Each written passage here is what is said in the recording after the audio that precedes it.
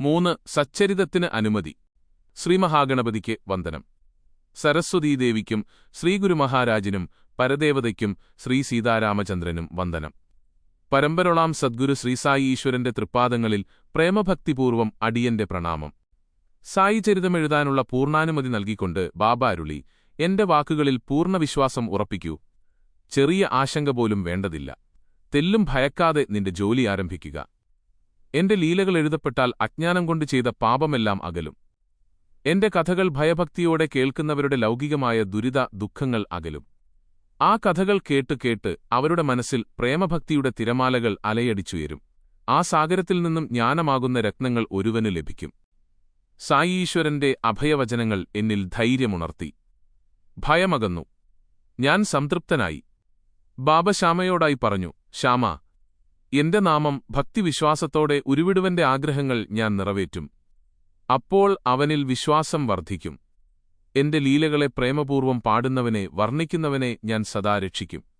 അവൻ മുന്നിലും പിന്നിലും വശങ്ങളിലും താഴെയും മുകളിലും എന്റെ സംരക്ഷണം ഉറപ്പ്. എന്റെ ഭക്തന്മാർ ഇക്കഥകൾ കേട്ട് സംപ്രീതരാകും. എന്നെ സദാ ധ്യാനിക്കുന്നവൻ, എന്റെ ലീശകൾ പാടുന്നവൻ ഞാൻ മുക്തി വാഗ്ദാനം ചെയ്യുന്നു. സായിലീലാചരിതമുള്ള ഹൃദയങ്ങളിൽ വിഷയാഭിലാഷം ഉദിക്കില്ല. എന്റെ കഥകൾ ആദരവോടെ ശ്രവിക്കുക. മനനം ചെയ്യൂ, ധ്യാനിക്കൂ. അപ്പോൾ അളവറ്റ ആനന്ദം അനുഭവിക്കാം. സമസ്ത രോഗങ്ങളും എന്റെ കഥകൾ കേട്ടാൽ അകലും. മരണത്തിൽ നിന്നുപോലും അത് രക്ഷയേകും. സായി സായി എന്ന നാമജപം തന്നെ കലിയുഗ പാപങ്ങളെ ഹനിക്കും. വാചശ്രവണജമായ പാപങ്ങൾ നശിക്കും. എന്റെ മുന്നിലെ ഒരൊറ്റ നമസ്കാരത്തിന് പൂർവകാല പാപങ്ങളെ ദഹിപ്പിക്കാനാകും. തന്റെ അതിരറ്റ അനുഗ്രഹം ചൊരിയുന്നതിനായി ഭഗവാൻ ഭക്തന്മാരെ പലതരം ചുമതലകൾ ഏൽപ്പിക്കുന്നു. ചിലരെ കീർത്തനങ്ങൾ പാടാനായി ചുമതലപ്പെടുത്തി, ചിലരെ തീർത്ഥാടനത്തിനയച്ചു, ചിലർക്ക് ദേവാലയങ്ങളും ആശ്രമങ്ങളും നിർമ്മിക്കാനുള്ള അനുവാദം നൽകി. എന്നോടൊക്കട്ടെ ഈ പുണ്യചരിതമെഴുതാൻ ആജ്ഞാപിച്ചു. എല്ലാവരിലും ഏറ്റവും എളിയവനും ദീനനും ഞാനാണ്. പരമദയാലുവായ സായി എന്തിനെന്നെ ഈ മഹത്കാര്യം ഏൽപ്പിച്ചു? അവിടുത്തെ ദിവ്യജീവിതകഥ എഴുതാൻ ആർക്കാകും? പിന്നെന്തിൻ ഞാൻ ഈ ഭാരിച്ച ചുമതല ഏറ്റെടുത്തു? അവിടുത്തെ കൽപ്പന എഴുതാനാണ്. അതനുസരിക്കാതിരുന്നാൽ ഗുരുനിന്ദയാകും. പരിശ്രമിക്കുക എന്നത് എന്റെ കർത്തവ്യം. അതുകൊണ്ട് സായി സ്മരണയോടെ ഞാനിതിനു മുതിർന്നു. എഴുതാനായി തൂലികയെടുത്ത സമയം സായി എന്നിലെ അഹങ്കാരം കീഴടക്കി. എന്നിലൂടെ അവിടുന്ന് മഹത്തായ സ്വന്തം ദിവ്യകഥ എഴുതാൻ തുടങ്ങിയെന്നതാണ് സത്യം. അതിനാൽ ഇതെഴുതിയതിലുള്ള മേന്മ മുഴുവനും സായീശ്വരനു മാത്രമുള്ളതാണ്. ഞാൻ ബ്രാഹ്മണനായി ജനിച്ചു. ബ്രാഹ്മണന്റെ ഇരുമിഴികളാണ് ശ്രുതിയും സ്മൃതിയും. പക്ഷെ ഇത് രണ്ടും എനിക്കില്ല. അതുകൊണ്ട് ഞാൻ അന്ധനാണ്. പക്ഷേ സായീശ്വരൻ ഈ അന്ധൻ ഊന്നുവടിയായി മാറി. പിന്നെ ഞാനെന്തിനു ഭയക്കണം? ആ ഊന്നുവടിയുമായി ഞാൻ സായിനാഥന്റെ പിമ്പേ നടക്കും. പ്രഭോ ഈശ്വരകൃപയാൽ മുടന്തൻ മലകയറും, മൂകൻ വാഗ്മിയാകും. അവിടത്തെ തുപ്രാതവാസനായ എന്നെ കൈവിടരുതേ. ഈ ശ്രീദൗത്യം നിറവേറ്റണേ. ഇതാണ് എന്റെ പ്രാർത്ഥന.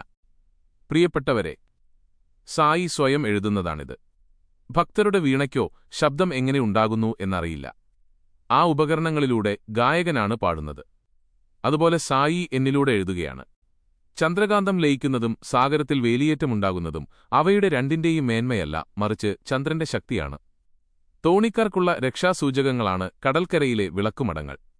ലൗകിക ജീവിതസാഗരത്തിൽ നീന്തി തുടിച്ച് ക്ലേശിക്കുന്നവർക്കുള്ള വഴിവിളക്കാണ് സായീശ്വരന്റെ അമൃതകഥകൾ. ഈ അമൃതലീലകൾ സംസാരസാഗരം കടക്കാനുള്ള ലളിതവും സുരക്ഷിതവുമായ വഴിയാണ്. സായികഥാമൃതം നുകർന്നാൽ സകല സംശയങ്ങളും ദൂരീകരിക്കപ്പെടും. ശുദ്ധജ്ഞാനം ഉദിക്കും. അഹങ്കാരം നശിക്കും. മുക്തി കരഗതമാകും. വൈരാഗ്യം, മുക്തി, ധർമ്മം, അദ്വൈതം തുടങ്ങിയ വിഷയങ്ങളെല്ലാം കട്ടുകട്ടി. കൃതയുഗത്തിൽ മനസ്സും ഇന്ദ്രിയങ്ങളും നിയന്ത്രിക്കുക, ത്രേതായുഗത്തിൽ യജ്ഞം നടത്തുക, ദ്വാപരത്തിൽ ആചാരപരമായ ആരാധന ചെയ്യുക എന്നൊക്കെയായിരുന്നു നിയമങ്ങൾ.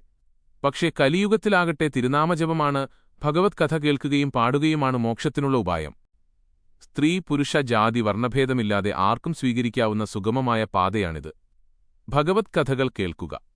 സായീശ്വരന്റെ കഥകളിൽ മനസ്സ് ഊന്നിയാൽ മാത്രം മതി. വിഷയസുഖാശകൾ നശിച്ചു ആത്മജ്ഞാനം ഉറവയെടുക്കുകയായി.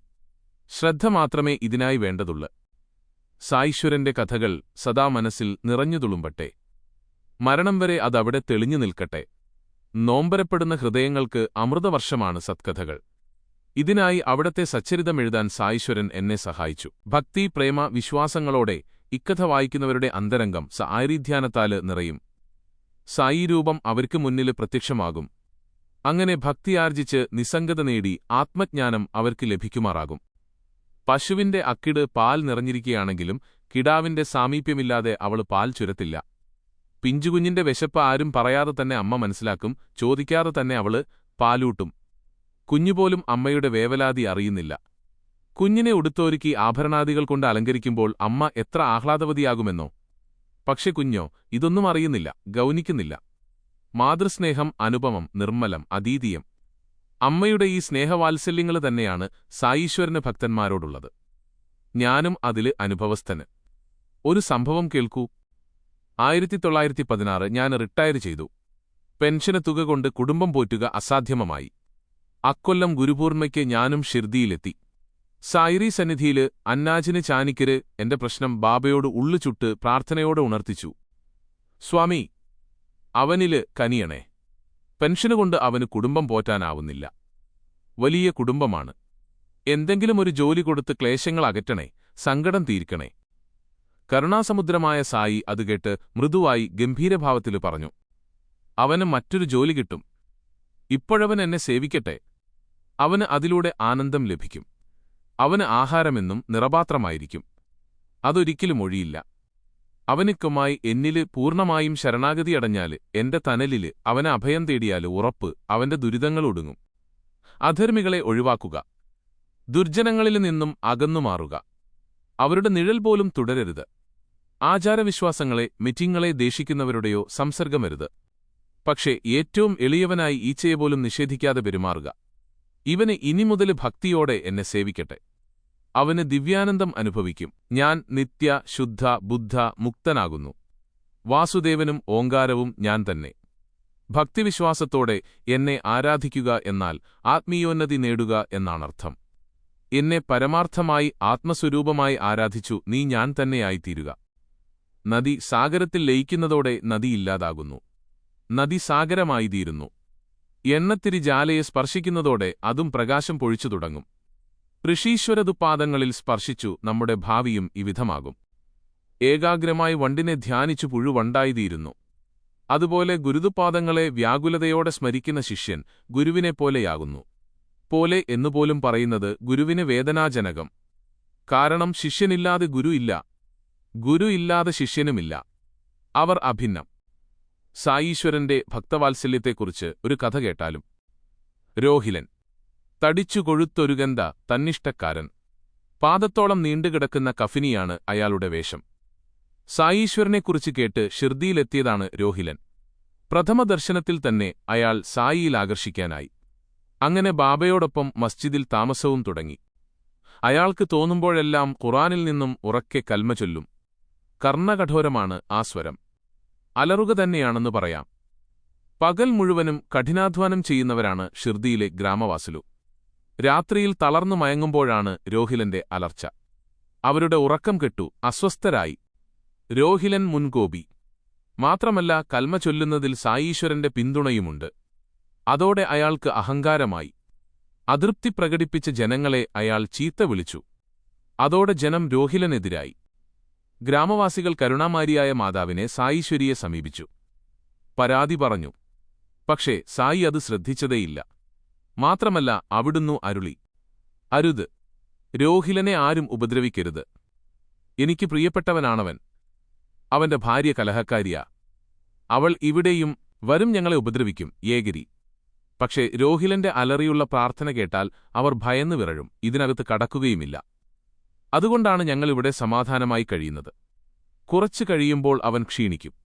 ശബ്ദം തനിയെ താഴഴും. നിങ്ങൾക്ക് സ്വസ്ഥതയുമാകും. അതോടുകൂടി ഗ്രാമവാസികൾ മൗനികളായി. ഇനി എന്തു പറയാൻ? സായീശ്വരൻ വിഷമമില്ലെങ്കിൽ പിന്നെ ഞങ്ങൾക്കെന്തു പരാതി? അവർ പിന്തിരിഞ്ഞു. ബാബുവിന്റെ വാക്കുകൾ രോഹിലന് അതിയായ പ്രോത്സാഹനമായി മാറി. അയാൾ അത്യുത്സാഹത്തോടെ തന്റെ പതിവ് തുടർന്നു. തൊണ്ട പൊട്ടിത്തകരും വിധത്തിൽ അവൻ ഉറക്കെ പ്രാർത്ഥന അലറിച്ചൊല്ലി. ഗ്രാമീണരുടെ കാമ്പില്ലാത്ത പരാതിയേക്കാൾ രോഹിലന്റെ ഈശ്വരസ്തുതി ബാബു അംഗീകരിക്കുകയായിരുന്നു. ഭാവമാണ് ഈശ്വരൻ പ്രധാനം. ഇനി രോഹിലന്റെ ശരിയായ അവസ്ഥ എന്താണ്? രോഹിലൻ സാധു, കഷ്ടിച്ച് ഉപജീവനം നടത്തിക്കൊണ്ടുപോകുന്നയാൾ, അവിവാഹിതൻ. അങ്ങനെയുള്ള രോഹിലന്റെ ഭാര്യ എങ്ങനെ അവനെ ഉപദ്രവിക്കാനാണ്? ഏതുവിധ ആരാധനയും അത് ഭക്തിപൂർവമെങ്കിൽ തനിക്ക് സ്വീകരിക്കുമെന്ന് പഠിപ്പിക്കുകയായിരുന്നു ബാബു. ദുശ്ചിന്തകളെയും ദുർവികാരങ്ങളെയുമാണ് ബാബു ഭാര്യ എന്ന പദം കൊണ്ട് സൂചിപ്പിച്ചത്. ഈശ്വരനാമം കേൾക്കുമ്പോൾ അവ അകലുമല്ലോ. ഒരിക്കൽ മധ്യാഹ്ന ആരതി കഴിഞ്ഞ സമയം ഭക്തന്മാർ പിരിയുന്ന വേളയിൽ ഈശ്വരൻ അരുളി, ഒരു കാര്യം സദാ ഓർമ്മിക്കുക. നിങ്ങൾ എവിടെയായാലും എന്തു ചെയ്താലും അതെല്ലാം ഞാൻ അറിയുന്നുണ്ട്. ഞാൻ നിങ്ങളുടെ ഹൃദയവാസിയാണ്. കാണുന്ന സമസ്ത ജീവജാലങ്ങളിലും ഞാനുണ്ട്. ജഗജ്ജനനിയാണ് ഞാൻ. മാത്രമല്ല അഖിലാണ്ടബ്രഹ്മാണ്ടത്തിന്റെയും സൃഷ്ടി സ്ഥിതി സംഹാരകനും ഞാൻ തന്നെ. എന്നിൽ ശ്രദ്ധ ഉറപ്പിക്കുന്നവൻ യാതൊരുവിധ ക്ലേശവും ഉണ്ടാകില്ല. എന്നെ മറക്കുന്നവനെ മായ തകർക്കും.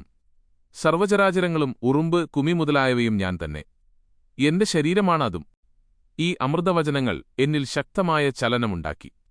ഈ ജീവിതം മറ്റൊന്നിനും വേണ്ടിയല്ലിത്, ഗുരുചരണസേവയ്ക്കായി മാത്രം എന്നു ഞാൻ ഉറപ്പിച്ചു. ജോലി കിട്ടുമെന്ന ബാബയുടെ പ്രവചനം ശരിയാകുമോ എന്നൊരു സംശയം എനിക്കുണ്ടാകാതിരുന്നില്ല. പക്ഷേ ഈശ്വരവചനം തെറ്റുമോ? ഒരിക്കലുമില്ല. എനിക്ക് സർക്കാർ ജോലി കിട്ടി. പിന്നീട് സ്വതന്ത്രനായി ബാക്കിയുള്ള കാലം സായിപഥകമലസേവയിൽ മുഴുകി. സമ്പൂർണാവതാരമായ ശ്രീകൃഷ്ണൻ പോലും ഗുരു സാന്ദീപനിയെ വന്ദിച്ചു. ഗുരുസ്മരണയാൽ ഈശ്വരൻ പ്രസാദിക്കുന്നു എന്നരുളിയിട്ടുമുണ്ടു.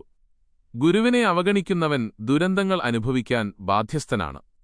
അവൻ ജനനമരണചക്രത്തിൽപ്പെട്ടു തിരിയും. അതിനാൽ ഈ ഗുരുചരിതം കേട്ട് നമുക്ക് സംസാരസാഗരം താണ്ടാം.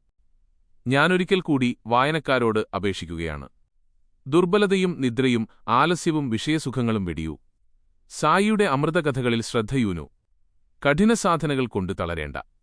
അവിടത്തെ കഥകൾ കേൾക്കുക എന്ന സുലളിതമായ സാധന മാത്രം മതി.